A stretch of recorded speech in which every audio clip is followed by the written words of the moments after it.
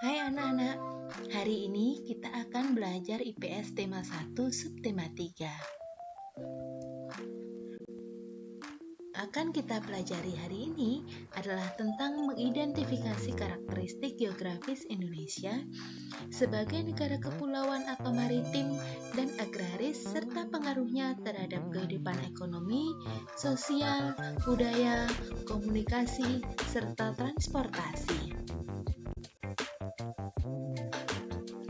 Indonesia disebut sebagai negara maritim karena wilayah perairan Indonesia sangat luas. Luasnya 2 kali dari wilayah daratan. Indonesia bahkan pernah berjaya di bidang kemaritiman pada masa Kerajaan Sriwijaya. Kejayaan Indonesia di bidang kemaritiman pada masa lampau juga dibuktikan oleh masyarakat Sulawesi Selatan yang sudah membuat kapal yang diberi nama pinisi. Kapal tersebut juga menjadi kebanggaan masyarakat Indonesia. Ada beberapa jenis kapal pinisi, tetapi yang pada umumnya dibedakan menjadi 2 jenis.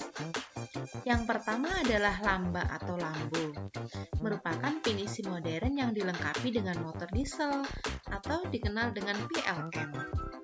Yang kedua, palari, yang merupakan bentuk kapal pinisi yang melengkung dan ukurannya lebih kecil dibandingkan dengan lamba.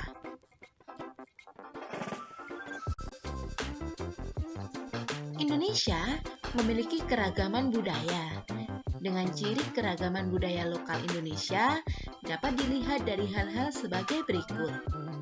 Pertama, keragaman suku bangsa nenek moyang bangsa Indonesia berasal dari Yunan, Cina Selatan. Mereka berimigrasi kemudian bercampur dengan penduduk Indigenous dan Indo-Aryan dari Asia Selatan. Yang kedua, keberagaman bahasa Indonesia masuk ke dalam rumpun bahasa Austronesia atau Australia Asia. Rumpun ini terbagi menjadi 2 subrumpun lagi, yakni bahasa Austronesia Barat atau Indonesia Melayu dan bahasa Austronesia Timur atau Polinesia. Yang ketiga, keberagaman religi Indonesia memiliki keberagaman agama atau kepercayaan. Di Indonesia terdapat 6 agama yang diakui secara resmi oleh pemerintah, yaitu Islam, Katolik, Kristen, Hindu, Buddha, dan Konghucu. Selain itu, juga berkembang aliran-aliran kepercayaan. Yang terakhir, keberagaman seni dan budaya suku bangsa menghasilkan kebudayaan yang beragam pula. Salah satu wujudnya adalah kesenian, baik seni sastra, seni tari, seni musik, seni drama atau pertunjukan, seni rupa, dan sebagainya. Manfaat keberagaman budaya bagi bangsa kita adalah yang pertama dalam bidang bahasa. Kebudayaan daerah yang berwujud dalam bahasa daerah dapat memperkaya perbendaharaan istilah dalam bahasa Indonesia. Yang kedua, pada bidang pariwisata. Potensi keberagaman budaya dapat dijadikan sebagai objek dan tujuan wisata, sehingga bisa menghasilkan devisa bagi bangsa. Dan yang ketiga, pemikiran yang timbul dari sumber daya di daerah-daerah bisa menjadi acuan bagi pembangunan nasional.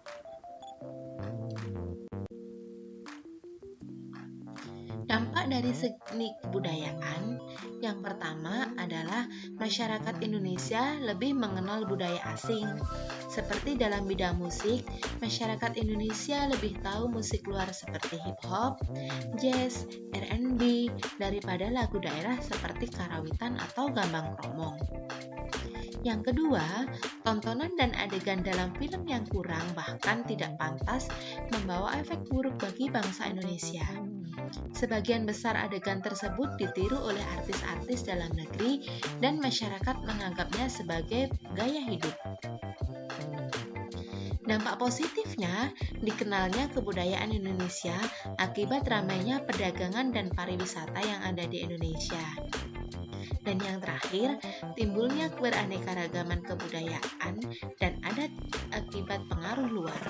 Contohnya, Wayang di Jawa yang terinspirasi dari cerita dari India dan hukum adat di Aceh yang terpengaruh oleh hukum Islam. Pengaruh pada transportasi, kondisi geografis Indonesia sebagai negara maritim dan kepulauan terhadap transportasi masyarakat Indonesia adalah adanya jalur strategis yang bisa digunakan untuk menghubungkan antara pulau yang satu dengan pulau yang lain adalah jalur laut dan jalur udara. Jenis atau moda transportasi yang efektif digunakan adalah kapal laut dan pesawat terbang. Sedangkan jalur darat ada moda transportasi kereta api, bus, dan mobil yang digunakan untuk menghubungkan daerah satu dengan daerah lain dalam satu pulau.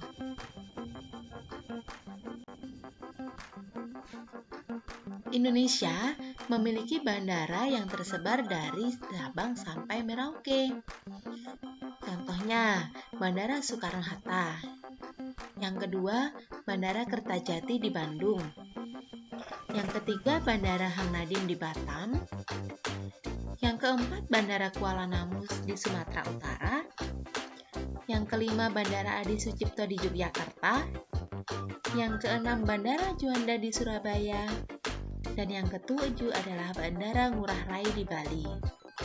Sedangkan pelabuhannya, yang pertama Pelabuhan Tanjung Perak di Surabaya, Pelabuhan Tanjung Priok di Jakarta, Pelabuhan Merak di Banten, dan Pelabuhan Tanjung Wangi di Banyuwangi.